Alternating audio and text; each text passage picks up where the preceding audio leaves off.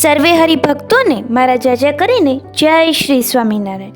અગાઉના વિડીયોમાં આપણે સર્વેએ શિક્ષાપત્રી ભાષ્યમાંથી શિક્ષાપત્રી શ્લોક નંબર 14નું શ્રવણ કર્યું હતું, જેમાં શ્રીજી મહારાજની આજ્ઞાઓ જેવી કે આત્મઘાતનો નિષેધ, તીર્થમાં આત્મઘાત ન કરવો, ગમે તેવી મુશ્કેલી આવે છતાં પણ આત્મઘાત ન કરવો, તે સાંભળી હતી. હવે આજના વિડીયોમાં આપણે સર્વે શિક્ષાપત્રી શ્લોક નંબર 15નું શ્રવણ કરીશું. શ્લોક નંબર 15. ન ભક્ષ્યમ સર્વથા માંસમ યજ્ઞશિષ્ટમપી ક્વચિત ન પેયમ ચ સુરામધ્યમપી દેવ નિવેદિતમ. અને જે માંસ છે તે તો યજ્ઞનું શેષ હોય તો પણ આપતકાળમાં પણ ક્યારેય ન ખાવું, અને 3 પ્રકારની સુરા અને 11 પ્રકારનું જે મધ્ય તે દેવતાનું નૈવેદ્ય હોય તો પણ ન પીવું. અમારા આશ્રિત સર્વ ભક્તજનોએ જેમ હિંસાથી દૂર રહેવાનું, સ્વહિંસાથી અને પરહિંસાથી જેમ છેટા રહેવાનું, એ જ પ્રમાણે માંસ ભક્ષણથી પણ સર્વથા દૂર રહેવું. માંસ ભક્ષણની બાબતમાં ક્યાંક યજ્ઞશિષ્ટ એટલે કે કોઈ એમ કહે કે આ તો યજ્ઞનો પ્રસાદ છે તો પણ તેનો સ્વીકાર કરવો નહીં, અને તેનો સ્પર્શ પણ ન કરવો, અને જે વસ્તુને માંસનો સ્પર્શ થયો હોય તેનું પણ ભક્ષણ ન કરવું.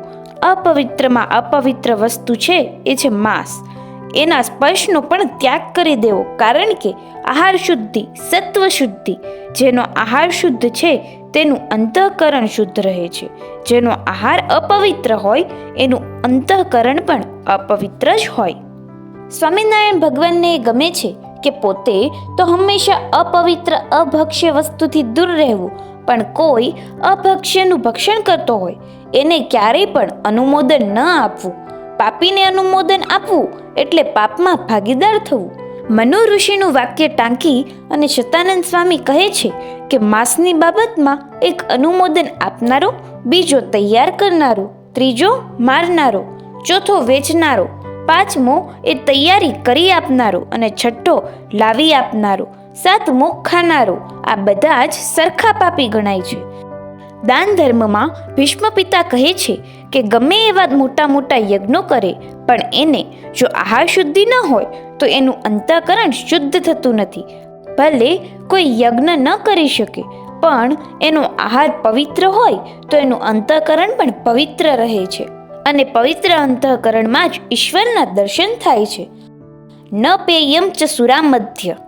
આ શ્લોકનો પાછલો ભાગ કહે છે કે અમારા આશ્રિતોએ ક્યારેય પણ સુરા અને મધ્ય, એ ભલે ને દેવને નૈવેદ્ય કરેલું હોય, દેવની પ્રસાદી નિમિત્તે આવતું હોય, છતાં પણ ન પીવું. હવે એ સમયમાં સુરા અને મધ્યના નક્કી કરેલા પ્રકાર જ હતા, જેમ કે 3 પ્રકારની સુરા અને 11 પ્રકારનું મધ્ય. સુરા એટલે જલજ, પિતાની સાથે જ બુદ્ધિમાં મોહ ઉપજાવે, ભ્રાંતિ કરાવી નાખે, સાન ભાન ભૂલાવી દે, જેને નશો કહે છે એ સુરા. અને મધ્ય એટલે હળવો નશો.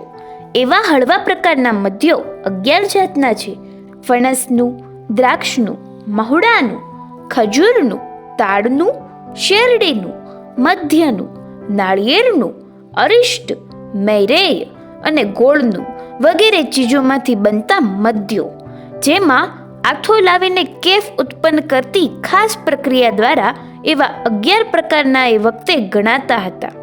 અત્યારે તો અનેક પ્રકારના બને છે, પણ જે પીવાથી કેફ ચડે, જે પીવાથી વિચારતંત્રમાં કંઈક ફેરફાર થાય, એવી કેફી ચીજ અમારા આશ્રિતોએ ક્યારેય પણ પીવી નહીં. પરમાત્મા શ્રી હરિનો અભિપ્રાય એ છે કે અમારા આશ્રિત સર્વ ભક્તજનોએ મધ્ય માંસથી દૂર રહી અત્યંતપણે આહાર શુદ્ધ રાખવો. ભારત અનુશાસન પર્વમાં બ્રહ્મા અને ઇન્દ્રનો સંવાદ છે. એમાં એમ લખ્યું છે કે જેના આહારમાં મદિરા કે માંસ હોય એ પછી સમગ્ર ધરતીના તીર્થો કરે, સમગ્ર ભૂમિમાં જેટલા તીર્થો હશે તેનું તીર્થાટન કરે, છતાં એને કાંઈ ફળ મળતું નથી. જેનો આહાર પવિત્ર હશે એ ઘરમાં બેઠો હશે છતાંય એના હૃદયમાં ઈશ્વરના દર્શન થાય, એનું જીવન તીર્થમય બની જાય છે. વૃદ્ધ મનુ ઋષિ તો એમ કહે છે કે દારૂનો સ્પર્શ કરે તો એને પુનઃ સંસ્કાર કરવા પડે છે. અજાણતા જો ક્યાંક ભૂલમાં ખબર ન હોય ને ક્યાંક પ્યાલામાં લોટામાં પડી રહેલો હોય અને ક્યાંક ઘૂંટડો પીવાઈ જાય, પછી તરત જ થૂકી નાખે તોય પણ તરત જ ઉલટી કરીને પછી 3 ઉપવાસ કરવાના અને ત્યાર પછી પંચગવ્યનું પાન કરવાનું. એટલા પ્રાયશ્ચિત પછી એ શુદ્ધ થાય છે. હેમાદ્રીમાં એમ લખ્યું છે કે સૂત્રામણી યજ્ઞમાં સુરાપાનની વાત આવે છે, પણ કળિયુગ માટે તો એ તદ્દન નિષેધ છે. બૃહદ વિષ્ણુ સ્મૃતિમાં તો કળિયુગમાં સૂત્રામણી યજ્ઞ કરવાની જ મનાઈ લખી છે. આદિત્ય પુરાણમાં એમ કહ્યું છે કે કળિયુગમાં કેટલીક વસ્તુનો નિષેધ છે. સંન્યાસનો પણ નિષેધ છે, વાનપ્રસ્થનો નિષેધ છે તથા નિયોગ વગેરેનો નિષેધ છે. પ્રાયશ્ચિત મયુખમાં બૃહસ્પતિ કહે છે કે જે માણસ સુરા અને મદ્ય પીએ કે બીજાને પાય એણે કોઈ દહાડો કલ્યાણની આશા જ રાખવી નહીં. વિદુર નીતિમાં વિદુરજી એમ કહે છે કે રાજાએ હંમેશા આટલી વસ્તુ છોડવી. ત્રિયક્ષા મૃગ્યાપાનમ વાક પારુષ્યંચ પંચમમ.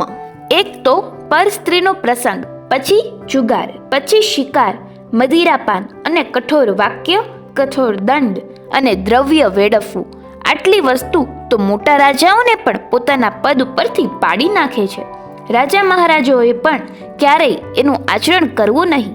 હિંસા અને માંસ ભક્ષણ, મદિરા આ બધા પછી વ્યસન થઈ જાય છે. કુલ વ્યસનો 18 જાતના છે. એક તો જુગાર એ વ્યસન છે, શિકાર એક વ્યસન છે, દિવસની નિદ્રા એ પણ એક વ્યસન છે, પરિવાદ કોઈની નિંદા કરવી એ પણ એક વ્યસન છે. ઘણાને પરનિંદારૂપી વ્યસન ખાસ રીતે વળગેલું હોય છે. તમે કોઈના વખાણ કરો તો એ વચમાં થોડીક નિંદા કરી જ લે. જેમ કે તમે કહો છો એમ સારા ખરા, પણ જરાક આવું છે, એમ થોડી નિંદા કર્યા વિના એને શાંતિ જ ન મળે. નિંદા એ વ્યસન છે. વાજિંત્ર વગાડવું એ પણ વ્યસન છે. ઘણાને ટેવ પડે, નવરો પડે એટલે એ જ યાદ આવે. વાજિંત્રનું વ્યસન પડે તે રાત દહાડો કાંઈ જુએ નહીં. આડોશી પાડોશીની ઊંઘ બગડે એ કશું જુએ નહીં. એને એક વ્યસન પડી ગયેલું હોય છે. વૃથાવાદ એક વ્યસન છે. ચાડી ચુગલી એ પણ એક વ્યસન છે. ઈર્ષ્યા એ પણ એક વ્યસન છે. આવા 18 જાતના વ્યસનો છે. એનાથી ભગવાનના ભક્તોએ દૂર રહેવું. જ્ઞાનનાથ એમ કહે છે કે 18 પ્રકારના વ્યસનોથી જે દૂર રહે છે એ જ ભગવાનનો ભક્ત બની શકે છે. હેમાદ્રીમાં બ્રહ્માનું વાક્ય છે, નિર્વ્યસન એવા પુરુષો જ મોક્ષના અધિકારી છે. કારણ કે વ્યસન શબ્દનો અર્થ એવો થાય છે કે જે પરમાત્માના માર્ગથી પાડી નાખે એનું નામ વ્યસન છે. વ્યસનની કોઈ દહાડો સંયમી બની શકતો નથી. વ્યસની કોઈ દહાડો સાત્વિક બની શકતો નથી. વ્યસની કોઈ દહાડો એક આસને શાંતિથી બેસીને કથા શ્રવણ કે ઈશ્વર ભજન કે ધ્યાન માનસી પૂજા કરી શકતો નથી. કારણ કે એને એનું વ્યસન જ યાદ આવે છે. જેમ આ શ્લોકમાં મધ્ય માંસાદિકનો નિષેધ કર્યો, પણ જે વાસણમાં જે પાત્રમાં મધ્ય ભરાતું હોય એમાં ભરેલું પાણી પણ કોઈ દિવસે ન પીવું. અંગીરા ઋષિ કહે છે, શાસ્ત્રમાં બતાવેલો જે આ સદાચાર એ સદાચાર પ્રમાણે વર્તનાર પુરુષો સદા સુખી થાય છે. અહીં આજનો વિડીયો પૂર્ણ થયો. જો વિડીયો પસંદ આવ્યો હોય તો વિડીયોને લાઇક કરજો, શેર કરજો, ચેનલને સબસ્ક્રાઇબ કરજો અને કોમેન્ટમાં જય શ્રી સ્વામિનારાયણ જરૂરથી લખજો.